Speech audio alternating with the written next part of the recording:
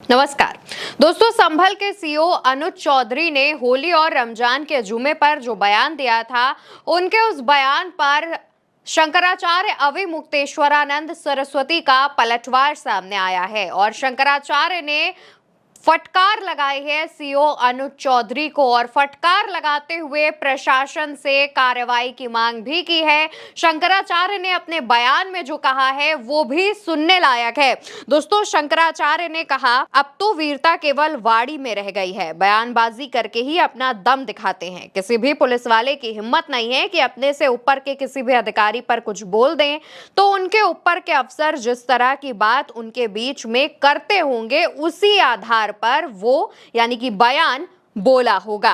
और जब ये बयान सामने आया उसके बाद से ही स्वामी शंकराचार्य अविमुक्तेश्वरानंद के इस बयान की चारों तरफ चर्चा की जा रही है।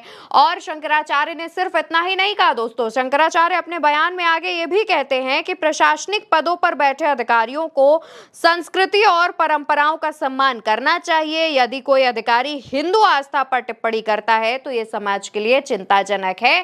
ठीक उसी तरीके से बाकी लोगों की संस्कृति पर टिप्पणी नहीं करनी चाहिए। और ऐसा रिएक्शन देने के बाद उन्होंने प्रशासन से सीईओ पर कार्रवाई की मांग भी की है। स्वामी अविमुक्तेश्वरानंद सरस्वती कहते हैं कि सरकार ऐसे अधिकारियों पर सख्त कार्रवाई करे, यानी कि उन्होंने सरकार से ऐसे अधिकारियों पर सख्त कार्रवाई की मांग भी की है। दोस्तों, संभल के सीईओ अनुज चौधरी होली और रमजान का जुमा एक ही दिन पड़ने पर अपना ही बात कह रहे थे, अपना बयान दे रहे थे और उन्होंने जो बयान दिया उसके बाद हड़कंप मच गया। होली का दिन है, जुम्मा साल में 52 बार आता है, होली साल में एक बार आती है।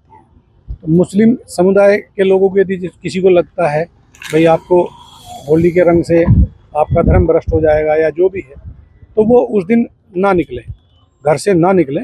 और यदि निकले तो उसका इतना बड़ा दिल होना चाहिए, वो दिल होना चाहिए कि भाई सब एक जैसे हैं, रंग तो रंग है। दोस्तों, उनके इस बयान को हिंदू मुस्लिम के बीच फूट डालने को लेकर के देखा जा रहा था और इस पर कई लोगों के रिएक्शन सामने आए हैं। कई लोगों ने कहा कि इस तरीके से आप दो धर्मों को विभाजित कर रहे हैं, दो धर्मों को बांट रहे हैं और सिर्फ एक धर्म के तरफ ही आपका बयान साउंड कर रहा है। हालांकि खबरें ये भी सामने आई थी कि सीईओ के इस बयान पर मुख्यमंत्री योगी आदित्यनाथ ने अपना समर्थन जताया है, लेकिन संभल के सीईओ जिस तरीके से ये बयान देते हैं और उनके बाकी की जो चीजें हैं, जैसे कि किसी भी पदयात्रा में एक गदा लेकर निकल जाना और अचानक से भजन गाने लगना किसी मंच पर पहुंचकर, ये तमाम वो बातें हैं जिनको लेकर के वो लाइमलाइट में रहते हैं। लेकिन अब उनका जो होली और रमजान के जुम्मे पर बयान आया उसके बाद एक नई बहस जो है वो छिड़ गई है।